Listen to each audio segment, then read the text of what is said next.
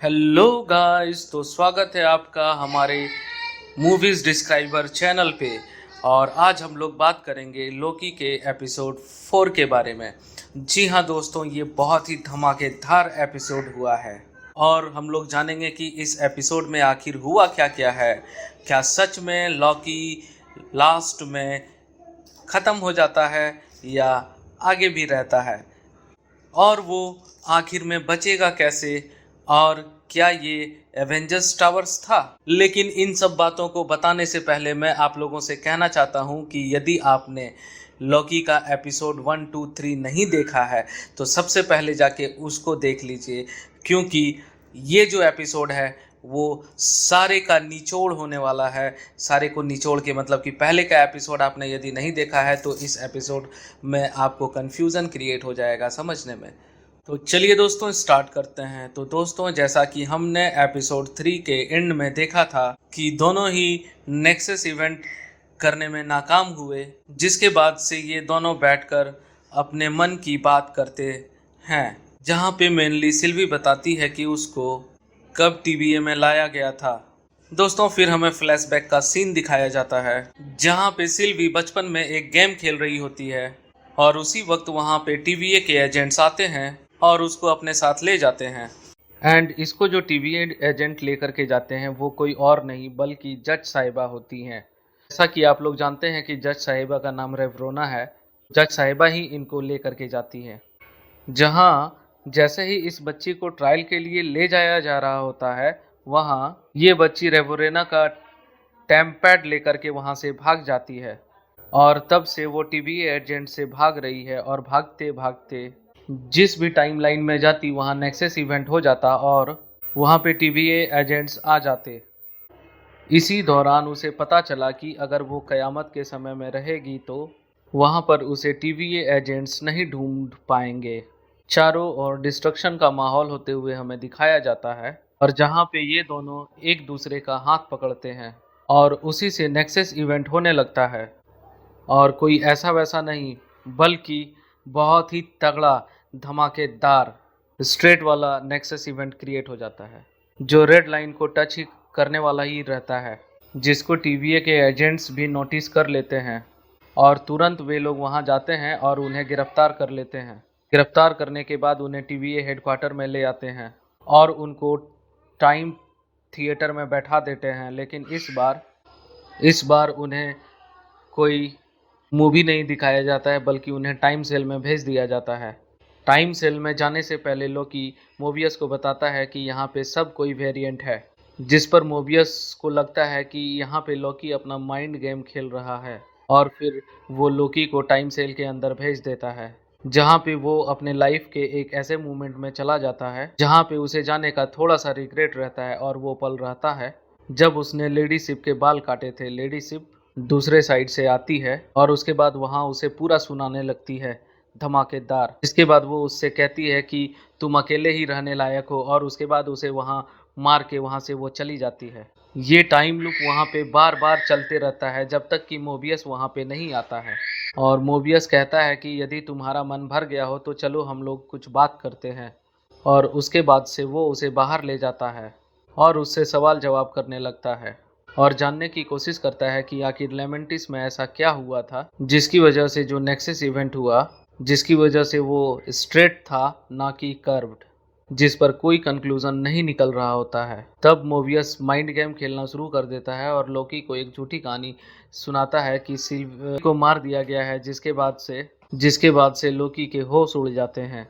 लोकी के हाव भाव को उड़ते देख मोबियस कंक्लूड करता है कि लोकी तुम तो अपने वेरिएंट से प्यार कर बैठे। क्या यही वो कारण था जिसकी वजह से वो नेक्सस इवेंट क्रिएट हुआ? और इसके बाद से वो और भी ज़्यादा उसे प्रवोक करता है, जिसके बाद लोकी गुस्से में आता है और वो बता देता है कि तुम सब यहाँ पर जितने भी लोग हो सब के सब वेरिएंट हैं। जिस पर मोबियस एक पल के लिए विश्वास कर भी लेता है, लेकिन वो उसको जाने देता है क्योंकि उसे लगता है एज ये उसका कोई ट्रिक हो। लेकिन जब वो गार्ड्स को बुलाता है और वापस लोकी को टाइम सेल में भेज रहा होता है, तभी लोकी के टोन को देखते हुए वो समझ जाता है कि इसकी थोड़ी सी पॉसिबिलिटी कहीं ना कहीं है। जिसके बाद मोबियस केस फाइल लेके रवोना के पास जाता है, जहाँ पे मोबियस सिल्वी से बात करने का रिक्वेस्ट करता है, लेकिन रवोना उसे मना कर देती है। जिसके बाद से वो लोग जाम लगाते हैं, क्योंकि उन्होंने इस लोकी वेरिएंट को पकड़ लिया, जिसको पकड़ने के लिए वो काफ़ी समय से मेहनत कर रहे थे, लेकिन उन्हें सफलता हासिल नहीं हो रही थी। और इसी बीच इस बार वो रवोना को एज ए ट्रॉफी सिल्वी का सोड तलवार देता है। जब रेवोना सिल्वी के तलवार को अपने ट्रॉफीज के साथ रख रही होती है, यहाँ पे मोबियस चुपके से अपना टेम्पैड रेवोना के टेम्पैड से चेंज कर लेता है। और इसके बाद मोबियस लाइब्रेरी में जाता है और वहाँ पे उस टेम्पर्ड को खोल के देखता है, जहाँ पे मोबियस C20 की रिकॉर्डिंग को देखता है, जहाँ पे वो कह रही होती है कि मैं भी एक वेरिएंट हूँ और टीवी आने से पहले मेरी भी एक ज़िंदगी थी, जिसको देख के मोबियस यहाँ पे अचंभित रह जाता है। वहीं दूसरी ओर हंटर हंटर B15 सिल्वी के पास जाती है और पूछती है कि तुमने मुझे क्या दिखाया था। उसके बाद वो एक टाइम डोर खोलती है और सिल्वी को उसी जगह ले जाती है जहाँ पे वो लोग उसे पकड़ने के लिए गए थे, वही रॉक्सकार्ट वाली जगह पे, जहाँ पे सिल्वी उसको उसके टीवी एजेंट बनने से पहले की मेमोरीज़ को दिखाती है। और वो बताती है कि मैं कभी भी किसी की मेमोरीज़ को मैनिपुलेट नहीं कर सकती हूँ, मैं उसको बस वही दिखा सकती हूँ जो उसके ब्रेन में पहले से है। वहीं दूसरी ओर मोबियस सच का पता चलते ही लोकी के पास जाता है और मोबियस लोकी को बताता है कि तुम सही थे और आगे अब क्या करना है ये बताओ, लेकिन उससे पहले कि जिस तरह मैं तुम पर विश्वास करता हूँ, क्या तुम भी मुझ पर वैसे ही विश्वास करते हो। जिस पर लोकी हाँ कहता है, क्योंकि इस लोकी के ऊपर इससे पहले कभी ने इस प्रकार का ट्रस्ट नहीं किया हुआ था। लेकिन ये खुशी ज़्यादा देर तक नहीं रहती है। जैसे ही वो लोग टाइम सेल से बाहर निकलते हैं, जहाँ पे रेवोना बाहर में अपने गार्ड्स के साथ खड़ी रहती है, जिसके बाद रेवोना मोबियस से अपना टेम्पैड वापस ले लेती है और अपने गार्ड से कहती है जिसके बाद रेवोना अपने गार्ड से कहती है कि वो मोबियस को इरेज कर दे, जैसा कि बाकी वेरिएंट्स को किया जाता है। उसके बाद से रेवोना लोकी को लिफ्ट के पास भेजने का हुक्म करती है। फिर वो सिल्वी के रूम में जाती है, जहाँ पे वो सिल्वी को भींगा हुआ देखकर समझ जाती है कुछ तो दाल में काला है। जिसके बाद वो अपने गार्ड से पूछती है कि इससे मिलने के लिए कौन कौन आया था, जिस पर गार्ड्स बताते हैं कि इससे हंटर B15 मिली थी।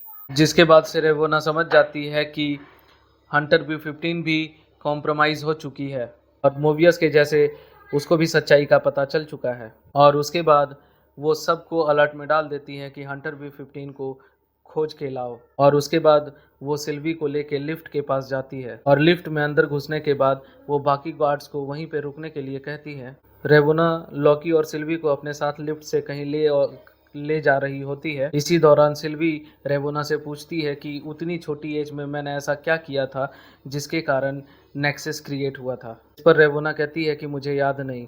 जिसके बाद लिफ्ट का दरवाज़ा खुलता है और एक अजीबोगरीब जगह पे इन दोनों को ले जाया जाता है, जहाँ पे दोस्तों फाइनली हम टाइम कीपर्स को देखते हैं। और सिल्वी कहती है कि तुम हमसे डरते हो, इसीलिए हमें टाइम लाइन से उठा लेते हो। और जैसे ही वो एक कदम आगे बढ़ाती है, रेवोना टाइम ट्विस्टर को दबा देती है और सिल्वी फिर उसी पॉइंट पे आके खड़ा हो जाती है। जिसके ऊपर टाइम कीपर कहती है कि तुम लोगों से मुझे क्या खतरा है। जिसके बाद हम देखते हैं कि सिल्वी बार बार टाइम ट्विस्टर वाले रूप में रिवर्स हो रही होती है और रेवोना भी शॉक्ड हो जाती है, क्योंकि उसने बस एक ही बार टाइम ट्विस्टर को टच किया रहता है। और फिर से लिफ्ट का दरवाज़ा खुलता है, जहां से हंटर B15 आती है और सिल्वी को उसे उसका तलवार देती है। और फिर लोकी और सिल्वी के गले में जो पट्टा रहता है वो उसे खोल देती है और वहाँ पे एक ज़बरदस्त जंग छिड़ जाती है। जिसके बाद से दोनों लोकी मिल के वहाँ पे तहलका मचाते हुए सभी गार्ड्स को खात्मा कर देती है। और उसके बाद सिल्वी अपने तलवार से बीच वाले टाइम कीपर्स के ऊपर अटैक कर देती है। जिसके बाद बीच वाले टाइम कीपर के गले में वो तलवार लगते ही उसका सर धड़ से अलग हो जाता है और नीचे गिर जाता है और लुढ़कते हुए लोकी के पैर के पास आ जाता है। और जब उस सर को वो लोग उठाते हैं तो देखते हैं कि ये तो बस एक माइंडलेस एंड्रॉयड है। और सिल्वी और लॉकी ये देख के बहुत ही ज़्यादा डिसअपॉइंटेड हो जाते हैं कि अब उनके सवालों का जवाब कौन देगा, किसने बनाया है इस टीवीए को और इसे कौन चलाता है।